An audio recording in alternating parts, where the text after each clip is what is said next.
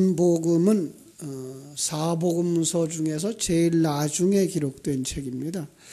마태복음, 마가복음, 누가복음이 기록된 것을 알면서도 요한은 다시 요한복음을 기록해서 뭔가 정리를 해주고 있는데, 요한복음의 기록의 목적을 20장에서는 뭐라고 말하죠? 20장 30절에서 그렇게 말하죠. 30절, 31절 예수께서 제자들 앞에서 이 책에 기록되지 아니한 다른 표적도 많이 행하였으나 오직 이것을 기록함은 너희로 예수께서 하나님의 아들 그리스도이심을 믿게 하려 하며 또 너희로 믿고 그 힘을 힘입어 그 이름을 힘입어 생명을 얻게 하려 함이니라. 그래서 성경을 기록한 목적이며 요한복음을 기록한 목적, 예수가 하나님의 아들 그리스도이심을 믿게 하고 또 그로 말미암아 생명을 얻게 하려는 것, 이렇게 해서 요한복음 기록의 목적뿐만 아니라 전체 성경의 기록의 목적이 여기에 들어가 있습니다. 그래서 우리는 요한복음에 나오는 모든 사건들, 성경 속에 나오는 모든 사건과 인물들 속에서 이 하나님을 알아야 되죠. 예수가 그리스도였구나. 그리스도라는 말은 무슨 말입니까? 하늘 진리예요. 그래서 예수님 안에 뭐가 있어요? 진리를 가지고 있구나. 내가 곧 진리요, 길이요, 진리요, 생명이라고 한 말씀은 바로 예수 안에 생명을 가지고 왔고, 예수 안에 길을 제시하러 왔고, 진리를 가르쳐 주러 왔고, 담고 왔어요. 담고 온 그릇이 예수고, 그러면서 그를 보는 사람은 누굴 보았다고요? 그 안에 하나님을 보았다. 그러니까 우리가 예수를 볼 때에 바로 그 안에서 하나님을 볼 수 있어야 되는 거예요. 왜냐하면 하나님은 영이시기 때문에 우리 육신의 눈으로 볼 수도 없고 깨달을 수도 없어요. 그래서 이런 그릇에다가 항상 담아서 주셔요. 보이는 그릇들. 성경도 그런 그릇이에요. 성경도 이 문자적으로 보시면 그냥 그릇만 보는 것이고, 그 속에서 하나님을 볼 수 있어야 되고, 하나님 우리에게 전해주고자 하는 그 진리를 볼 수 있어야만 그가 성경을 바로 보는 사람들인 거죠. 그래서 성경을 이제 로고스라는 말로 해요. 말씀이다. 말씀 속에는 뭐가 있어요? 레마가 있어요. 그래서 그 똑같은 말씀이에요. 그런데 이 그릇의 역할을 하는 말씀을 로고스라고 말하고, 그 안에 담겨 있는 진리를 말할 때 그걸 레마라고 말하는 거예요. 그렇게 해서 우리가 그릇과 내용을 이렇게 잘 기억하시면 됩니다. 특별히 요한복음은 재미있게 기록을 해놨어요. 어떤 내용인가 하면 앞에 1장 1절부터 2장 12절까지의 내용 속에서 여기도 창세기 천지창조했던 7일 동안의 역사처럼 여기도 엿새 동안 7째 날까지의 기록을 다 하고 있어요. 그래서 창세기 1장 1절부터 2장 3절까지 7일을 통해서 구원과 천국을 설명해 준 것처럼 요한복음도 처음 시작하면서 1장 1절부터 2장 12절까지 이렇게 7날을 이렇게 쭉 설명하고, 7날째는 뭘 것 같아요? 창세기에서는 안식에 들어가는, 안식을 천국이라고 보죠. 그리고 이제 2장 1절에서 12절까지의 그 7째 날, 거기에 7째 날이에요. 7째 날에 뭐가 나오는가 하면 혼인잔치가 나와서 바로 이렇게 천국으로 들어가는 우리의 그 혼인잔치가 예수 그리스도의 보혈로, 그래서 거기 포도주로 이렇게 완성되어지는 그런 그림을 그리고 있어요. 그래서 앞에는 7날의 창조, 그 다음에가 이제 2장 다시 반복하면서 2장 1절부터 11장 57절까지 기록하고 있는 내용이 7가지 표적이에요. 그러니까 7가지 표적을 통해서 그 표적마다 뭘 설명하겠어요? 지금 20장 30절 31절이 설명한 것처럼 예수가 그리스도, 그로 말미암아 생명을 얻는 진리를 가르쳐주고 있어요. 그 다음 이제 12장에서부터 마지막 20장까지의 내용이 예수님의 마지막 7일 동안의 그 강론 이렇게 해서 이제 성경을 7 이런 그림으로 다 그리고 있어요. 참 재미있어요, 그죠? 그래서 여러분들이 성경을 읽을 때 여기 이제 첫째 날, 둘째 날 이런 말들을 쭉 보시면 돼요. 정말 성경이 재미있게 기록되어 있는 책인 것을 우리가 볼 수 있어요. 어떤 면에서 1장 1절부터 한번 볼까요? 1장 1절부터 28절까지가 첫째 날이에요. 그래서 첫째 날에 관한 기록, 빛에 대하여서. 자, 천지 창조할 때 그것도 역시 빛에 대한 얘기를 하죠.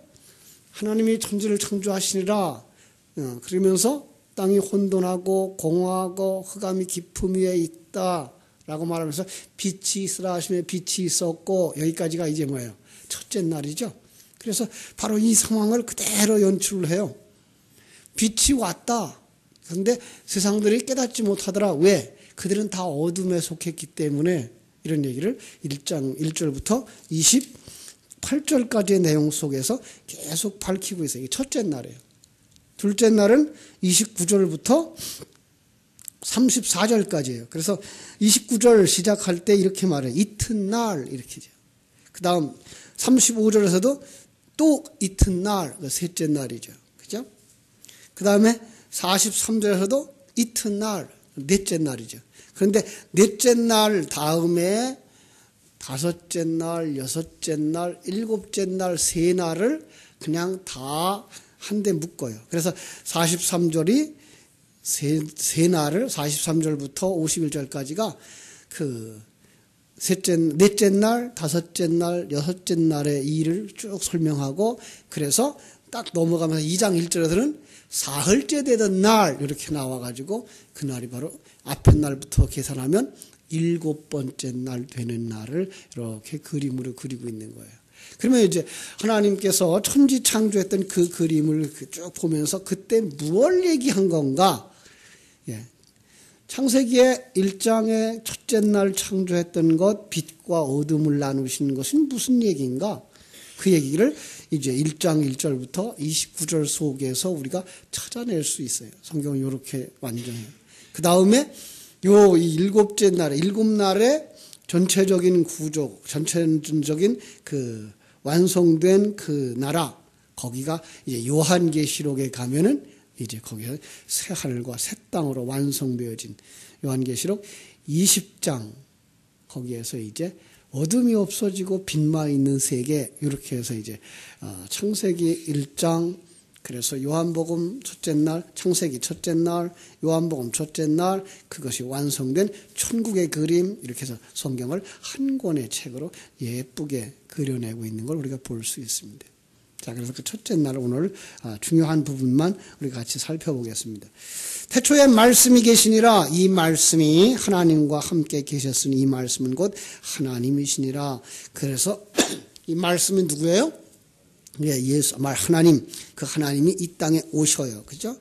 그가 바로 예수님이 바로 그 말씀을 담고 오신 분, 이렇게 나오는 거예요. 태초에 하나님이 함께 계셨고, 그렇죠? 그가 태초에 하나님과 함께 계셨어요. 누가? 빛이. 그죠? 그리고 그분이 말씀이, 이렇게 말하죠. 말씀이 태초에 하나님과 함께. 태초는 언제일까요? 태초.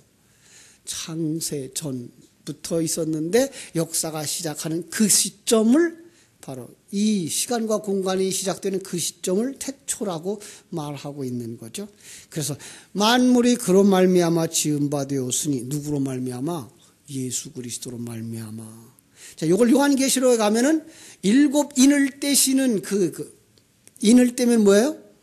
봉해놨던 두루마리가 풀리는 거죠. 그러니까 두루마리가 풀리면 역사가 시작되는 그림이에요.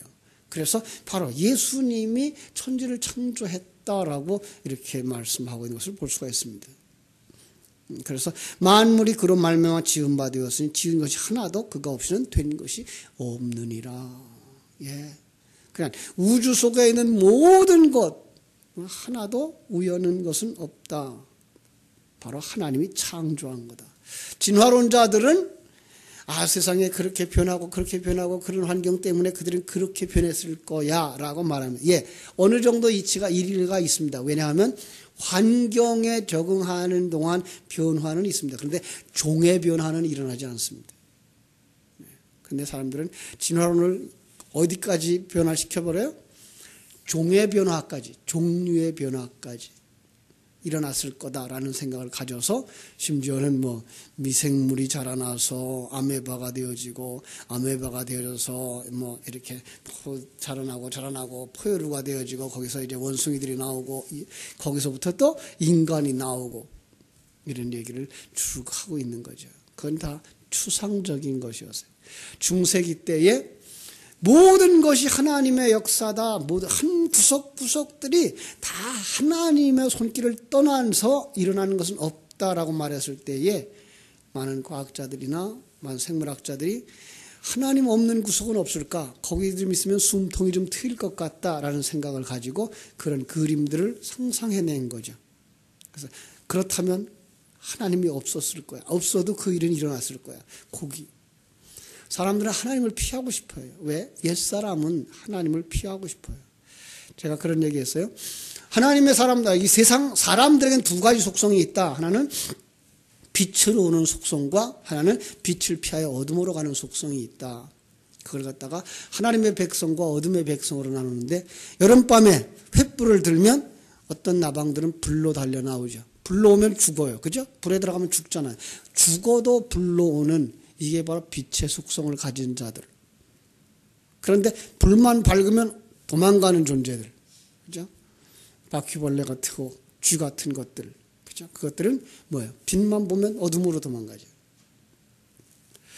이 땅에 빛이신 예수 그리스도가 오면 우리에게 뭘 요구해요? 자기를 부인하고 자기 십자가를 지고 나를 쫓아라. 죽으라는 얘기죠. 그래도 그를 쫓아가요. 왜? 이게 빛의 속성을 하나님 우리 속에 뚫고 들어오셔서 그래요. 우리 속에 빛의 속성을 가지고 오셔서 그래요. 그러나 많은 사람들은 하나님의 백성이 아닌 자들은 어떻게 돼요? 그 빛이 싫어서 어디로 가요? 어둠을 찾아가고 하나님 없는 구석을 찾아가요.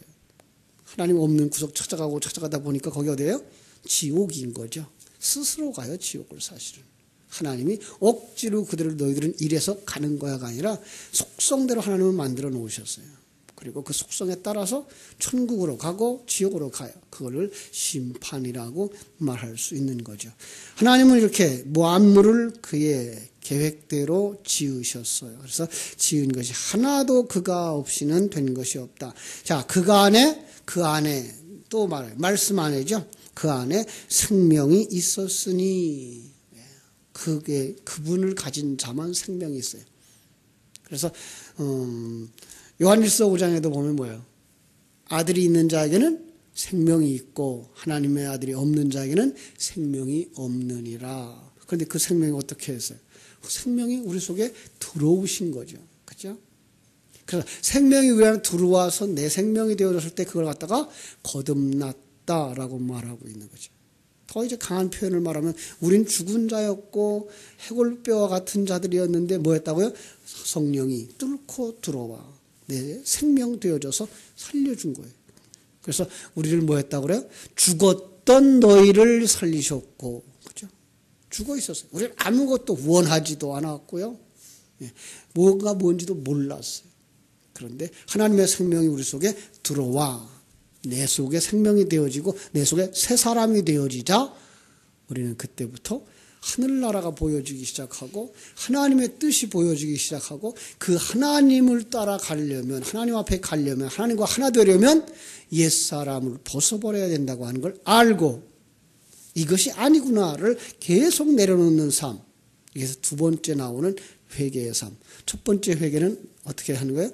하나님의 생명이 들어와서 하나님 반응하는 것. 이게 첫 번째 회개. 이건 한 번밖에 안 일어나요. 그런데 우리가 옛사람을 벗어버리는 그 사건 속에서의 수많은 일들은 계속해서 내려놔야 돼요. 이건 아니었어요, 하나님. 내가 이건 아니었는데 내가 이런 죄를 지어서 이런 실수를 했어요. 내 의의를 세우고 있어요. 내 중심이 되고 있어요. 내가 잘난 사람으로 가고 있어요. 나를 내려놓게 해주세요. 라고 하나님 앞에 회개하는 것이고, 그러면 뭘로 씻어주세요? 예수의 보혈로. 근데 그 예수의 보혈이 우리에게는 뭘로 지금 다가와요? 말씀으로 다가와서. 그래서 우리를 물과 피로 씻으사 깨끗게 하시고 라는 말을 쓰는 거예요. 거기 물, 그건 돌이에요. 그죠? 그건 진리예요. 그 피, 그건 바로 예수 그리스도께서 흘렸다라는 의미를 우리에게 인식시켜주기 위해서 예수의 피로, 때로는 물과 피로 정결케 하사라는 의미를 가지고 우리에게 가르치는 거예요. 그래서 우리는 거기서부터 두 번째 회개를 하는 거예요. 첫 번째, 하나님이 뚫고 들어와서 우리 속에 생명을 넣어주는 그 첫 번째 회개가 없는 사람들은 두 번째 회개를 하지를 않아요. 흉내는 낼 수 있어요. 그런데 그건 진정한 회개가 아니에요. 진정한 회개는 말씀에 의해서 비춰져서 우리의 죄가 그냥 남을 해하고 남의 걸 뺏어오고 하는 그 정도가 아니라 이것이 누구에게 지은 죄? 하나님에게 지은 죄구나를 아는 거예요. 그래서 다윗이 회개할 때에 다윗이 우리아를 죽이고 우리아를 취하고 하는 그 사건들을 갖다가 누구에게만 죄를 범했다 그래요? 하나님께만 죄를 범하였나이다 그래요. 조금 지나친 표현 같은데 우리의 진정한 회개는 하나님 앞에 서서 내가 나를 위하여 이 짓을 했군요 라는 것으로 가는 거예요. 하나님, 나는 이렇게 살면 안 되는 자인데 왜? 이미 죽었잖아요. 주권 이미 하나님께 이양했잖아요. 그래서 우리는 이제는 예수님에게 속한 자가 되어졌고 예수님의 지체로 살아가는데 아직도 나를 생각하고 있어요. 이게가 이제 회개의 가장 중심에 서 있는 거예요. 그게 하나님께만 지은 죄예요. 남을 해하고 남의 걸 가져오고 남을 짓밟는 것들은 내가 더 잘나기 위해서 하나님이 놔준 그 자리에서 그냥 감사하고 찬송하고 살아가는 게 아니라 내가 더 잘나기 위해서 내가 남보다 뛰어나다고 자랑하고 싶어서 나를 드러내고 싶어서인 자기 부인이 안 된 모습. 그래서 그거로 가는 거예요. 자기 부인으로 가는 거예요. 이것이 바로 두 번째 회개. 이건 언제부터 언제까지요? 예수를 믿는 날부터 옛사람을 완전히 벗어버리는 그날까지 내 안에 있는 진리가 우리 얼굴을 비춰요. 그래서 이건 아니구나라는 걸 계속 알게 해서 깨끗한 삶으로, 순결한 삶으로, 벗어버리는 삶으로 나아가게 하는 것이죠. 바로 거기에 주동적인 역할을 하시는 분이 누구예요? 예수 그리스도. 그분이 우리들의 생명인 거죠. 그죠? 그래서 그 생명이 있는 자들은 뭐예요? 사람들의 빛으로 오신 예수 그리스도와 하나 되어진 사람. 누구만 찾아오셔야 하나님은 하나님께 속한 자만. 그래서 마태복음 5장에 가면 너희는 세상의 빛이니라는 말을 해요. 오늘 여기서 예수님이 빛이라고 말씀하셨음에도 불구하고 그 세례 요한을 설명할 때도 그는 이 빛이 아니요, 이 빛이 아니요예요. 사실은 어떤 빛? 예수 그리스도의 빛. 우리는 그런데도 불구하고 우리는 어디예요? 하늘나라에서 온 자들, 그래서 너희도 영에 속한 자들, 그래서 너희도 세상의 빛이니라는 말을 하는 거예요. 그럼 우리는 세상에 속한 자가 아니에요. 지금 이 세상에 속하여서 살고 있지만 우리의 진정한 신분은 하늘나라에 있다고요. 이걸 아셔야 하늘나라 백성답게 살아갈 수 있는 거예요. 그렇죠? 그래서 오늘 우리들은 이 빛과 어둠을 여기서 이 첫째 날 대조하고 있는 걸 보실 수 있어요. 자, 5절. 빛이 어둠에 비치되 어둠이 깨닫지 못하더라. 빛으로 오신 그분이 빛을 비춰요. 그런데 그들이 깨닫지 못해요. 왜요? 창세기 1장 2절. 땅은 혼돈하고 공허하며 흑암이 깊음 위에 있고. 에레미야 4장 21절인가요? 한번 볼까요? 거기도 같은 내용이 있어요. 이게 뭔가를 가르쳐 주는데 그게 죄다라고 말씀하죠. 에레미야서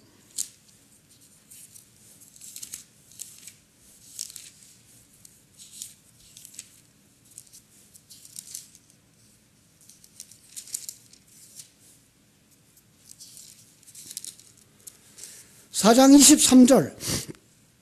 보라, 내가 땅을 본즉 혼돈하고 공허하며 하늘에는 빛이 없으며. 이게 뭐예요? 마치 창세기 1장 2절을 그대로 옮겨놓은 책과 같으죠. 요게 무엇이냐? 요게 내 백성들이 죄를 범한 상태. 그래서 22절. 내 백성은 나를 알지 못하는 어리석은 자여 지각이 없는 미련한 자식이라 악을 행하기에는 지각이 있으나 선을 행하기에는 무지하도다. 완전한 부패를 이루었다. 이 상태가 뭐다? 혼돈, 공허, 빛이 없음의 상태다라는 얘기예요. 이게 죄예요. 하나님은 이 죄 있는 세상을 이렇게 공허와 혼돈과 그리고 빛이 없음, 어두움이란 말로 표현하면서 그게가 죄다라는 거예요. 이렇게 살아간다. 근데 그 속에 어떻게 해요? 이제 에스겔서 36장 26절 27절이나 에레미야서 31장 31절로 33절에서 말씀이 우리 가운데 심겨지죠. 그래서 하나님이 말씀 우리 속에 기록해요. 그 얘기가 말씀이 육신이 되어 우리 가운데 거하시는, 그리고 성막으로 우리 가운데 그려주시는 그 그림인 거예요. 예? 그러니까 성막 그걸 볼 때 뭐예요? 사람들 12지파 가운데 임하신 것, 이거예요. 이게 성막이에요. 예. 성막 그냥 그 성막만 보면 안 되고 거기에 뭘 보셔야 돼요? 그 성막이 의미하고 있는 것. 거기는 하나님의 강림을 상징하는 거예요. 그래서 그 12지파는 뭐예요? 하나님의 백성들, 아들들. 예. 그러니까 우리 안에 거하시는 누구예요? 하나님. 그게 말씀이신 거예요. 그가 창조자이신 거예요. 그가 생명이신 거예요. 그가 빛인 거예요. 이것이 우리 세계로 오면 지금 누가 오신 거예요? 예수 그리스도가 우리 안에 들어와 계신 거예요. 예. 그래서 그분이 우리의 생명이고 그분이 우리의 빛이고, 예. 그분이 우리를 이끌어 가시는 거예요. 그런데 우리는 그때까지만 해도 뭐 했다고요? 알지 못했다고요. 예. 하나님이 내 안에서 일하셔서 눈을 열어주고 귀를 열어주기 전에는 우리는 뭐 한다고요? 그냥 마른 뼈다귀예요. 가능성이 전혀 없는, 이미 썩고 부패하고 부서져서 오래되어진 마른 뼈. 그렇죠? 그래서 어둠이 깨닫지 못하더라. 똑같은 얘기를 11절에서 말하죠. 11절. 요한복음 1장 11절. 자기 땅에 오매 자기 백성이 영접지 아니하였어요. 자기 백성을 영접할 수가 없어요. 왜요? 죽은 자들로 되어 있어요. 비록 자기 백성, 하나님의 백성인데 이 땅에 살아가는 날 동안 그들은 누구하고 똑같이 살아가요? 세상 사람들과 똑같이 살아가요. 어둠으로, 공허로, 혼돈으로 살아가고 있는 거예요. 자, 그걸 또 이제 그래서 그들 속에 생명을 전하는 자들이 와요. 자, 말씀이 주어지면 반드시 말씀을 해석하는 자들이 있어요. 그래서 모세에게 율법이 주어지면 율법을 해석하도록 하나님이 훈련을 시켜요. 여러분, 시내산에 모세가 올라가서 며칠 만에 내려오죠? 40일 만에 내려오죠? 40일 동안에 뭐 했어요? 하나님과 바둑 뒀을까요? 그 주는 십계명의 내용들을 암송하도록 했어요. 그래서 그 마음 속에 있는 것이 진리가 되어지고 들고 있는 것은 그릇이 되어진 거예요. 그래서 십계명을 주면서 이것을 뭐 하라 그래요? 네가 설명하라. 십계명은 로고스예요. 십계명은 그릇이에요. 그래서 십계명 안에 담겨진 진리. 그게 뭐예요? 하나님 사랑과 이웃 사랑이에요. 그런데 하나님 사랑이 무엇이 하나님 사랑이라고 그랬어요? 하나님을 알고 그분의 계획을 따라서 그분이 너를 이끌어 가신다는 사실을 인정하고 그분 속에 들어가는 것을 하나님은 내가 나를 사랑하는 거다라고 인정해 주시기로 한 거예요. 이게 하나님 사랑이에요. 그 다음에 그로 말미암아 자기가 구원받은 걸 깨달은 자가 그 진리를 가지고 나가서 불신자들에게 그 진리를 설명해 줌으로 말미암아 그가 눈이 열리고 생명이 살아나면 그걸 갖다가 이웃사랑이다라고 가르쳐 준 거예요. 율법을 통해서 우리가 하는 뭘 배우라는 거예요?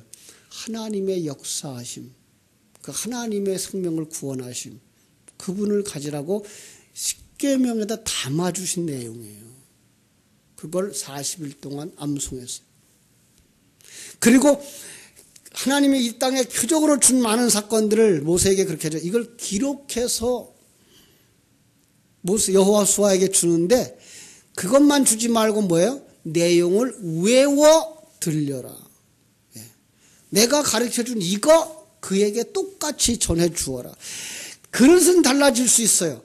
상황은 달라질 수 있어요. 사건은 달라질 수 있어요. 그런데 그걸 통해서 너희들에게 계시하려고 하는 하나님의 진리는 항상 이거다라는 걸 외워서 들려주라고 하는, 그로하여금 외우게 하라고 하는 이런 말로 우리에게 가르쳐주고 있는 거예요. 그래서 이 세상은 그릇이에요. 그래서 만물이 다 뭘 가지고 있어요? 하나님의 진리를 설명하고 있어요. 아침에 떠오르는 태양, 저녁에 지는 그 태양을 보면서 우리는 뭘 볼 수 있어야 돼요? 하나님의 시간표를 볼 수 있어야 되고, 하나님의 계획을 볼 수 있어야 되고, 봄, 여름, 가을, 겨울이 바뀌는 걸 보면서 뭘 볼 수 있어야 돼요? 우리의 인생의 마지막을 볼 수 있어야 되고, 구원을 볼 수 있어야 되고, 비 오는 것, 눈 내리는 것, 새싹이 돋아나는 것, 열매를 맺는 것, 여인이 임신하는 것, 결혼해서 임신을 하는 것, 출산하는 것, 이 모든 것들을 통해서 그 속에 뭐를 보라고요? 내가 너희들에게 말하고자 하는 너의 구원에 관한 소식. 바로 하나님은 그렇게 계시해 주고 계신 거예요. 그래서 이걸 설명해 주려고 항상 하나님은 그 계시와 함께 계시의 설명자를 보내주셔요. 여기도 역시 마찬가지예요. 빛이 왔는데 그 빛을 설명할 자가 먼저 준비되어져 있어요. 그게 누구예요? 세례 요한이죠. 그래서 6절에 이렇게 말하죠. 하나님께로부터 보내심을 받은 사람이 있으니 그의 이름은 요한이라. 그가 증거하러 왔다. 그의 사명은 증인이에요. 곧 빛에 대하여 증거하고 모든 사람이 자기로 말미암아 믿게 하려 함이라. 이것이 바로 누구의 사명이에요? 이것이 바로 세례 요한의 사명이고, 이것이 이제는 빛을 가진 우리들의 사명이 되어져야 되는 거죠. 그는 이 빛이 아니에요. 그는 이 빛이 아니에요. 어떤 빛이요? 이 땅에 예수가 그리스도라는 사실을 증거하려고 하는 그 빛은 아니다. 다시 말하면 그는 예수가 아니요. 맞아요. 이 빛에 대하여 증거하려고 하는 자. 그런데 나중에 그도 뭐예요? 너희는 세상의 빛이다라고 하는 그 속에 포함될 수 있는 건 우리가 기억하셔야 되죠. 그래서 그가 세상에 계셨으며, 9절. 참빛 곧 세상에 와서 각 사람에게 비추는 빛이 있었나니 그가 세상에 계셨음에 세상은 그런 말미암아 지은 바 되었고 세상이, 그런데도 불구하고 세상이 그를 알지 못하더라. 5절에서 말한 것도 쭉 또 반복하죠. 빛이 어둠에 비추되 어둠이 깨닫지 못하더라. 또 이제 10절에서도 세상은 그런 말미암아 지은 바 되었으되 세상이 그를 알지 못하더라. 심지어 11절 자기 백성도 자기 땅에서 오신 그를 영접지 않더라. 왜 그래요? 다 어둠이고 다 공허고 다 죽은 자고 전적으로 타락했어요. 조금만큼도 가능성이 없는. 그런데 12절에 기적이 일어났어요. 12절 영접하는 자들이 있더라. 영접하는 자, 곧 그 이름을 믿는 자들에게는 하나님의 자녀가 되는 권세를 주셨다. 그가 하나님의 자녀다라는 거예요. 자, 그러면서 이걸로 끝나지 않고 13절에서 잘 설명해 주죠. 13절. 이는 혈통으로나 육정으로나 사람의 뜻으로 나지 아니하고 오직 하나님께로부터 난 자들이라. 하나님께로 난 자들만 예수를 영접하더라. 여러분, 영접, 그냥 우리가 알고 있는, 예수님 내가 영접합니다. 내 안에 오세요. 예수님의 이름으로 기도합니다. 아멘. 그리고 나서 당신 안에 예수 있습니다. 그러니까 당신은 구원받았습니다. 라고 말하는 건 너무 진리를 모르는 사람들의 소치예요. 영접의 개념 전에 생각납니까? 어떤 것이 영접의 개념이에요? 마태복음 7장 40절에서 보셨죠? 그죠? 뭐라 그랬죠?